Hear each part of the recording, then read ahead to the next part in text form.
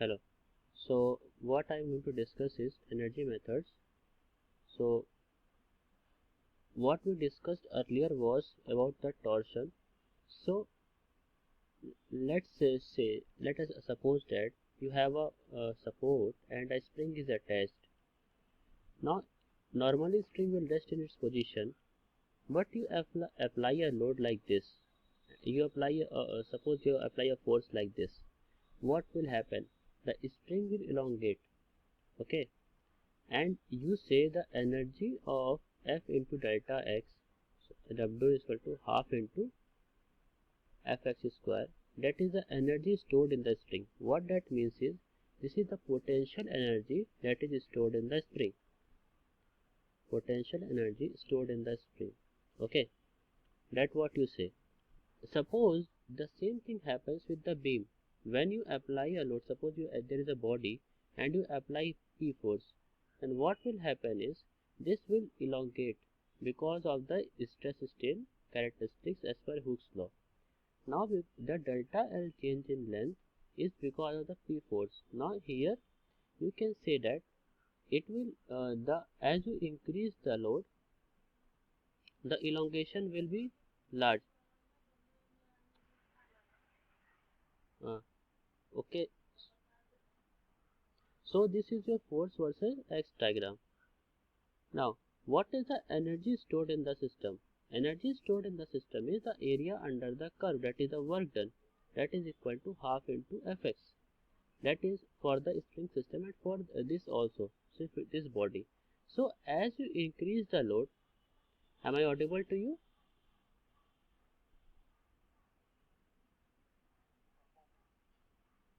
Okay, my screen is visible, I think. Okay, I'm going.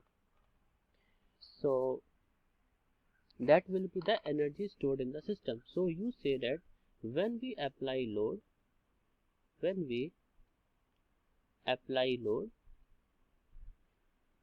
there is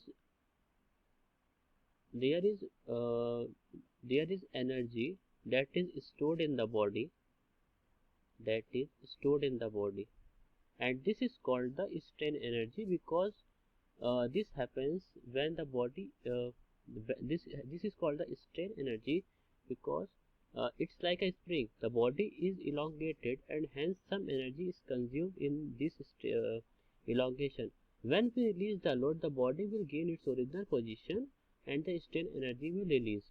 So this is the basic concept of the strain energy. So in energy methods,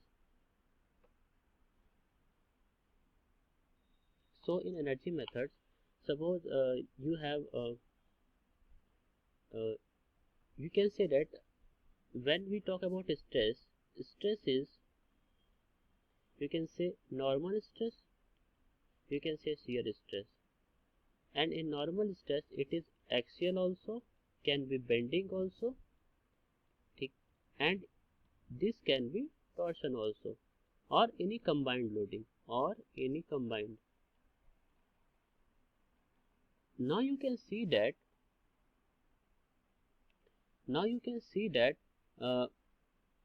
when so here the strain energy,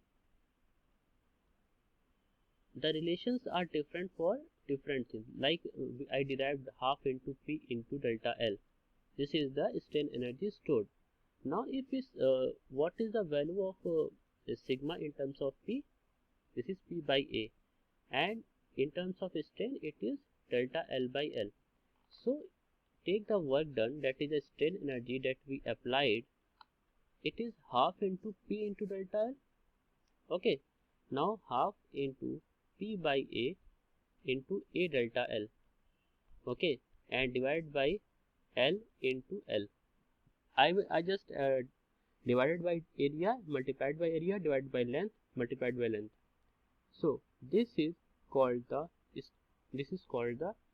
your stress, and this is called the strain into A into L.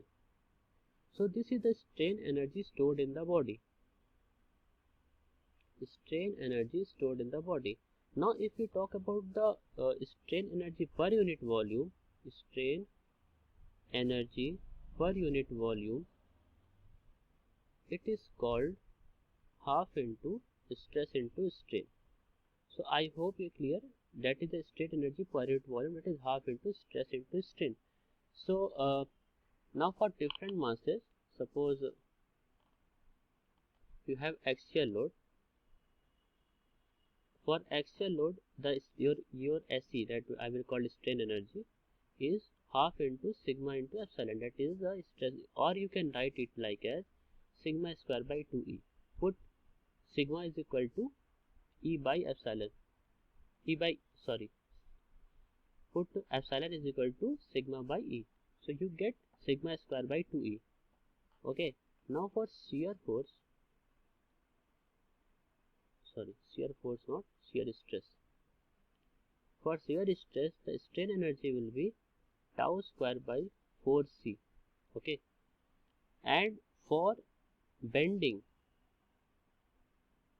the strain energy would be, you can directly write from this. So you can write it as integral m square dx upon 2ei. I am not going with the derivation because derivation is simple. You can just simply take elemental part of this half into p into delta L, take elemental length dx, and then we integrate that, you will get this. Now why I am writing integral, why I am not writing continuous function? Because generally you can see that suppose this is your beam and you have applied P load, then moment along the whole length is changing, that is m is equal to P into x, that is a function of x. Hence you should know here the m is a function of x. If m is not the function of x, you can directly write it. If m is not the function of x, you can directly write strain energy as m square L upon 2ei. But when your moment, that the bending moment is a function of x because it changes with x, so strain energy stored in the body is m square dx upon 2ei. Now going with the strain energy in torsion, so strain energy in torsion. In torsion, the strain energy is written as the same thing. It is called integral T square dx upon 2cj. Okay. Now you can compare with the bending moment also. It is integral m square dx upon 2ei. Okay. Now you can see that you can easily relate both the equations. So this is for the torsion and this is for the bending.